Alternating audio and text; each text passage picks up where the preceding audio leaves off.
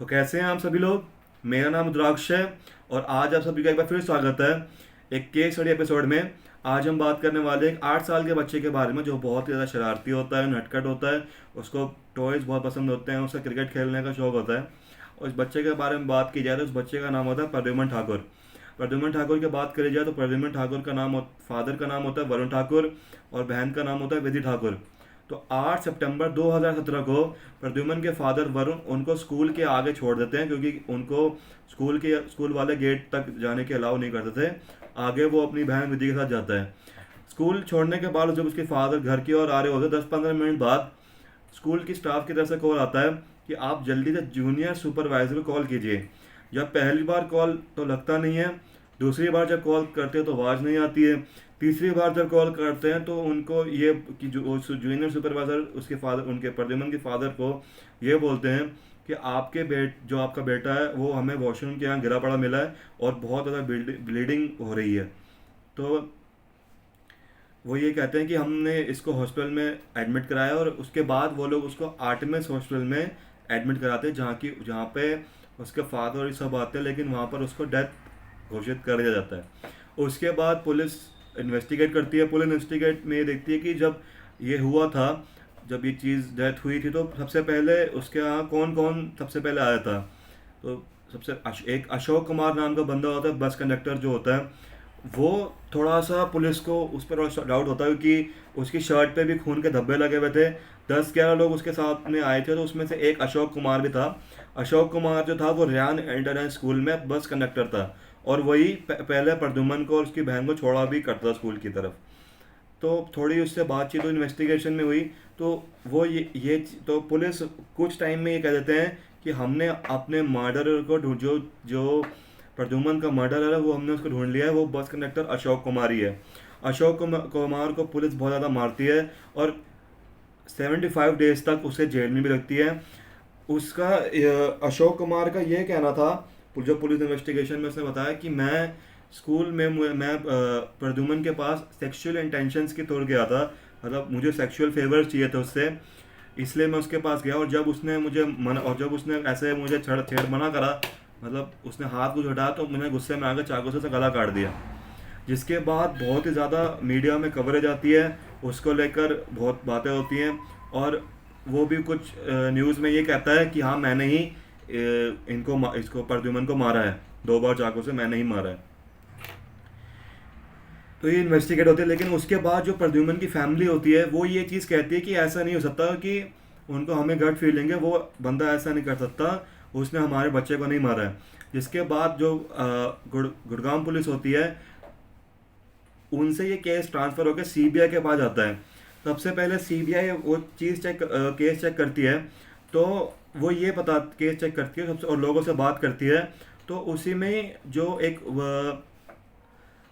अशोक कुमार के जो एक फ्रेंड और कलीग होते हैं, वो ये बताते हैं कि उस टाइम पर अशोक वहाँ पर उस वॉशरूम में गया ही नहीं था। वो तो सिर्फ वहाँ पर उस टाइम पे वो वहाँ नहीं था, मतलब जब उसका मर्डर हुआ। और गार्डनर ने भी यही बात बोली, जिसका नाम विपिन था। उन्होंने ये बात बोली कि जब मैं सुबह अशोक को मिला तो मैंने उससे हाय हेलो की, ग्रीट किया उसे, और फिर उसके बाद में चला गया। और मैंने ये चीज़ भी देखी थी कि वो बाथरूम के यहाँ सिर्फ अपने हाथ धोने गया था और उसके बाद वहाँ चला गया, मतलब बाथरूम के अंदर तो वो गया ही नहीं। तो जिसके बाद एक चीज़ ये सिद्ध हो जाती है कि इस केस के अंदर अशोक कुमार ने कोई भी उसने गलत चीज़ नहीं करी थी, ना उसको कोई मारा था और ना कुछ करा था। तो धीरे धीरे सीबीआई रिकॉर्डिंग चेक करती है और रिकॉर्डिंग में उन्हें एक बहुत जब क्योंकि वो देखते हैं कि एक लड़का होता है जो प्रद्युमन के जैसे ही प्रद्युमन वॉशरूम में गया था उसके बाद वो जाता है और उसके बाद फिर वो जाता है और जब भीड़ इकट्ठा होती तब उसके बाद फिर वो वहाँ पर आ जाता है। जिसके बाद और ये बच्चा जो था वो सिर्फ 11th क्लास में था। तो सीबीआई ने सबसे पहले इस बच्चे को बुलाया और इसको ये ना लगे कि कहीं ये लोग पुलिस मेरे को शक कर रहे हैं, तो वो सीबीआई वाले अपने साथ उसी क्लास के 10-11 लड़कों को और बुला लेते हैं, क्योंकि कहीं ना कहीं उनको शक तो हो गया था कि यही इसमें इन्वॉल्व है, क्योंकि रिकॉर्डिंग में भी वो लड़का आ गया था। इसके बाद उन सबका फ़ोन चेक होता है और सीबीआई को एक प्रूफ उससे ये मिल जाता है कि उसने अपने फ़ोन में पॉइजन को लेके और स्टैबिंग को लेके गूगल सर्च कर रही थी।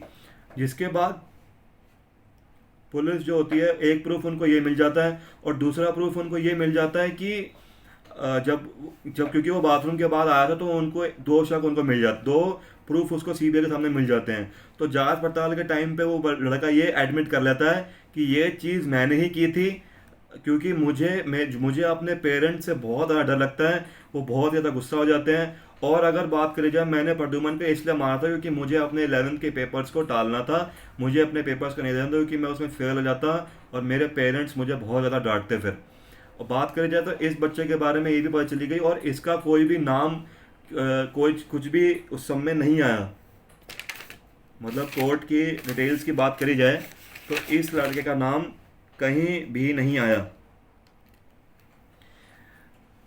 और इसके बारे में ये बात थी कि इसने मतलब पहले भी पेपरों को टालने के लिए ये सब चीज़ें करी थी कि मतलब कभी मैं बीमार हो गया, घर में कोई किसी की डेथ हो गई, या ऐसे करके ये बहाने दिया करता था इस बच्चे के बारे में।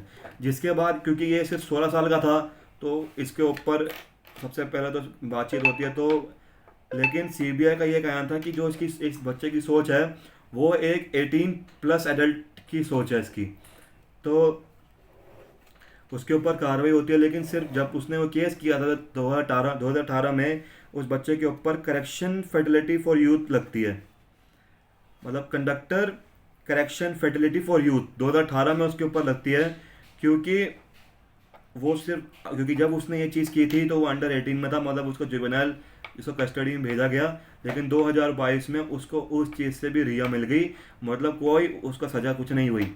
जिसके बाद उसके घर वालों ने प्रोटेस्ट भी किया, धरने दिए, लेकिन ऐसा उससे कुछ भी नहीं हुआ प्रद्युमन ने घर वालों, लेकिन उनका उससे कोई भी लाभ नहीं मिला, केस छूट गया क्योंकि वो लगा सिर्फ अंडर 18 था, इस वजह से वो बच गया। और अगर बात करी जाए, लोग उस बारे में भी बात करते हैं जो अशोक कुमार को मारा गया, क्योंकि अशोक कुमार को पुलिस ने इतना मारा था कि वो काम करने लायक ही नहीं बचा। उसके बाद वो सिर्फ अब उसमें शरीर में इतनी जान ही नहीं थी कि वो ज़्यादा हिल डुल सके। तो आज के लिए इतना ही। ये थी प्रद्युमन ठाकुर की स्टोरी। प्लीज़ इस वीडियो को लाइक, शेयर और कमेंट कीजिए।